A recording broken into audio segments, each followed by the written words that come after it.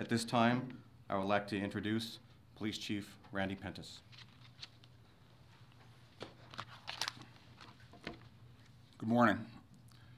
We've heard many titles this morning, but one of the most important titles that we have is being a parent.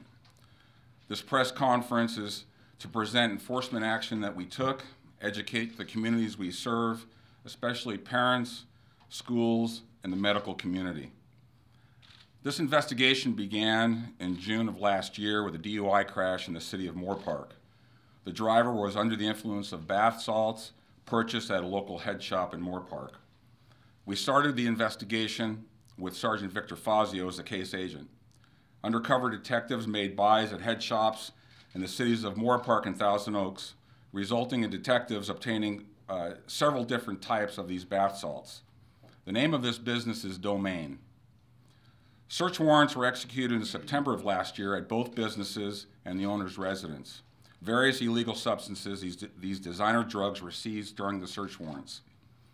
Investigators found a connection to a Utah business selling bath salts and other substances on the internet, some of which were supplying Domain's inventory. A joint investigation with West Jordan Police Department and our agency resulted in search warrants served in Utah at the suspect's business and residence. And this wouldn't have been possible without the assistance of that agency. Hundreds of pounds of chemicals, packaging materials, pill presses, and other materials were seized. Pills were being manufactured in a warehouse without sterile equipment or any quality control whatsoever. These designer drugs are much more powerful but last for a shorter duration than most street drugs. This has the potential that can lead to a higher rate of addiction to these substances. When undercover buys took place, head shop employees would not acknowledge bath salts, but they said they sold these items as ladybug attractant or window cleaner. The packaging says not for human consumption, yet it says drink plenty of water when using this product. This packaging is made to look attractive and appeal specifically to young people. Teens have said it's easier for them to get pills, street drugs, and bath salts than cigarettes. And this information comes from our school resource officers who work regularly with the high school students. All of this, they're marketed towards young people. They are attacking our teens and our youth. They're available over the counter, storefronts, and on the internet. Parents, educators, the medical community, we must be aware of these dangers and talk to young people about this problem. These are legal businesses selling illegal substances. And if you're caught selling this person to person, on the internet, in a store, you will be arrested and you will be prosecuted. Thank you.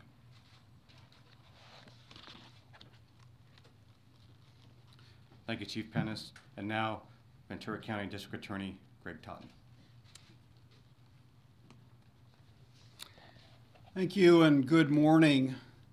Last month, the District Attorney's Office charged 3 adults with felony offenses involving the use of bath salts, and we believe this is the first bath salts prosecution involving sales of bath salts in the state of California.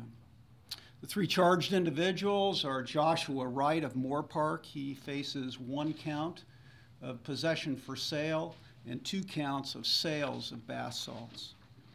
Second individual is Brandon Sorrell of Simi Valley. He is charged with 1 count of possession for sale and 1 count of sales of bath salts. And the third individual is Jonathan Rydell of West Jordan, Utah. He is charged with 1 count of sales of bath salts. Now, it's alleged that these offenses occurred between June 27th and September 19th of last year. As noted by the Assistant Sheriff, the genesis of this investigation began with a very simple driving under the influence stop, investigation, and arrest, as well as numerous other contacts that law enforcement had with individuals who were observed acting bizarrely and subsequently acknowledged using bath salts. These investigations and contacts initially led detectives to this head shop that was mentioned previously, Domain, which operates in both the city of Moore Park and the city of Thousand Oaks, and it is owned and operated by Mr. Wright with his assistant, Sorrell. Ultimately, after some very, very capable undercover work and sophisticated financial analysis, narcotics detectives were led to a limited law corporation in the state of Utah that was owned and operated by Rydell. A subsequent search of this facility netted, as the chief mentioned, a large cache of bath salts and obviously evidence of a large-scale distribution system and a manufacturing system at that location. Bail has been set for Wright and Sorrell in the amount of $50,000. Their next court appearance is scheduled for April 11th. Wright faces a maximum sentence of 5 years and 8 months, and Sorrell faces a maximum sentence of 4 years and 8 months. Rydell, who was recently extradited from Utah, remains in custody on a bail of $1 million. His arraignment is scheduled for February 6th this week. He faces, at this point in time, a maximum sentence of 4 years. Now, the allegations against all three individuals, since this is a new trend that we are seeing in narcotics enforcement, the allegations are charged under the same health and safety code sections that we use to prosecute narcotics offenses involving methamphetamine and ecstasy. But due to last year's prison realignment, by law, any sentences that are imposed against any of these three individuals must be served in local county jail, not state prison. Additional charges are also possible against all three defendants. We are waiting for the very capable analysis of the Ventura County Sheriff's Crime Laboratory, and depending upon that analysis, may be adding additional allegations and charges to those currently facing these three individuals.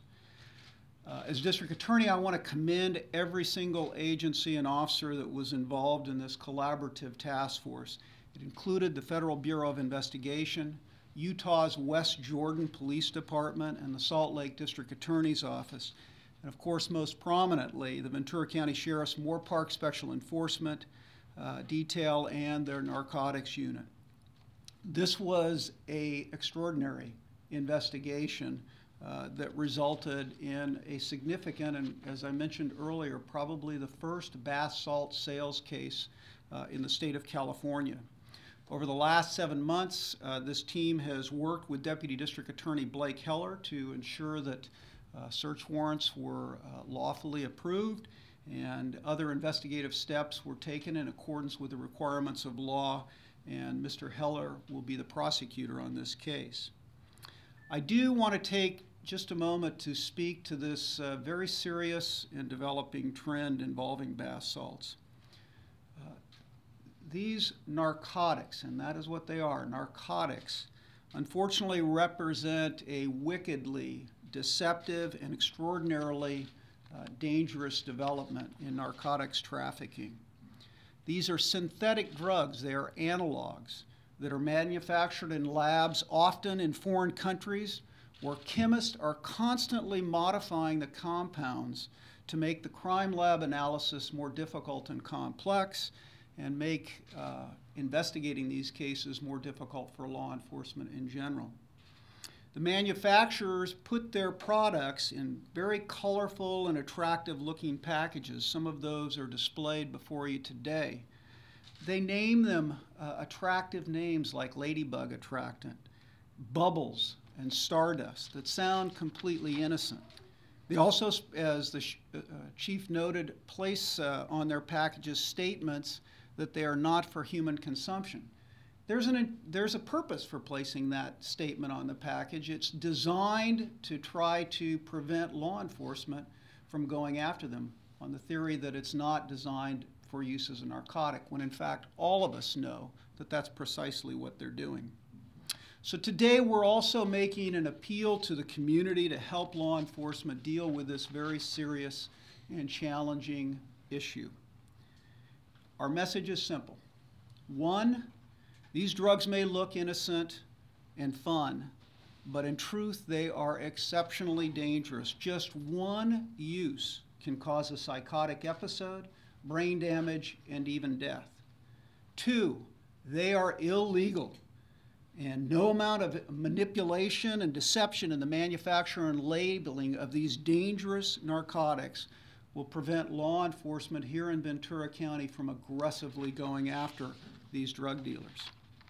And finally, we want to warn parents, educators, youth leaders, and the medical community about the harm caused by these drugs. The very best protection we have as a community is an informed and vigilant citizenry.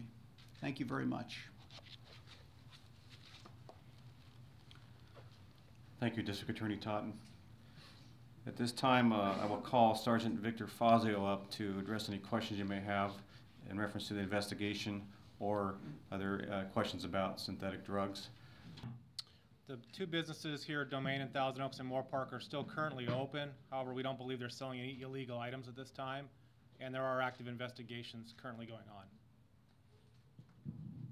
We were talking about this may be the first of its kind in the state of California. Can you elaborate a little bit about this? I mean, there have not been any other types of arrests regarding distribution of bath salts? The district attorney spoke to the section 11379 of the Health and Safety Code, which is basically the sales of methamphetamine or ecstasy. This is the first case we know of where we've actually used that section to go after these individuals. How concerned should parents be about their kids? Because I know that these bath salts have so many different types of street names out there. You know, we were talking about, the district attorney was talking about, you know, these colorful names and packaging, that kind of thing. But what would be your plea to notify parents to kind of be aware of what's going on with their kids?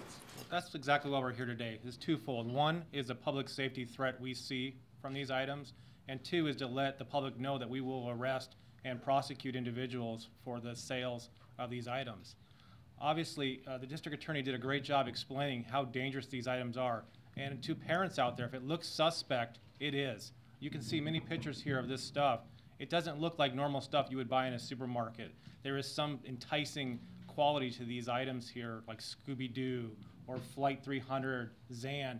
Anything that a parent would find in a kid's room that looks like this, they should be concerned about. And the other thing is that, I mean, I have to admit, when I first heard about this, you know, a couple of years ago, I thought bath salts, well, it must be the stuff that you have, at, you know, in your mom's bathtub that you soften the water with. But there's two different things here. This is the street name for it, Yes, right? sir. Can you elaborate? Yeah, that's an umbrella term that first came out because the initial substances that came out they looked like bath salts that you would normally find at Bath and Body Works or somewhere like that. But we've seen a morphing of this over the last 6 months to a year where we're finding this stuff in pill form, in powder form, to resemble cocaine or ecstasy pills. So really bath salts is almost a term in the past, and we've moved on from that now. And can you still find these things in head shops around the area? I mean, right now, if I were to go visit a head shop, would I find some of these packages? You very well may. We don't know of any in Thousand Oaks or Moore Park right now, but that's our goal, is to wipe this out in Ventura County, and then it's statewide, and let anybody know who's going to import this stuff into the state of California as well as Ventura County, that we will come after you and arrest you.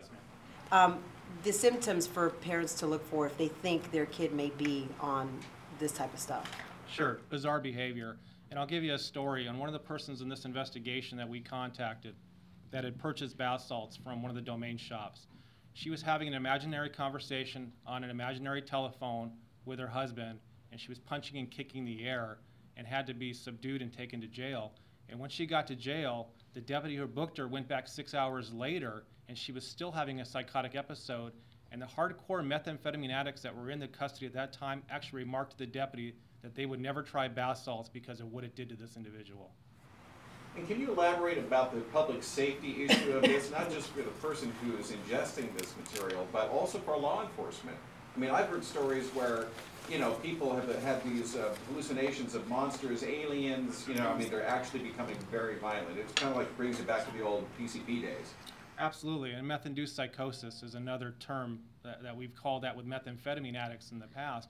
And it's evidenced by the photo right here. This case started on June 27th, 2012, when a resident of Moore Park crashed her vehicle into a house, and she was under the influence of bath salts. Sold there. And there's a whole host of synthetic drugs out there besides synthetic ecstasy and synthetic marijuana and synthetic methamphetamine that we're concerned about and we're working on trying to figure out exactly how that fits into the law. Any of this stuff is dangerous. Any of this stuff causes hallucinations or stimulation. So we're working on all of it.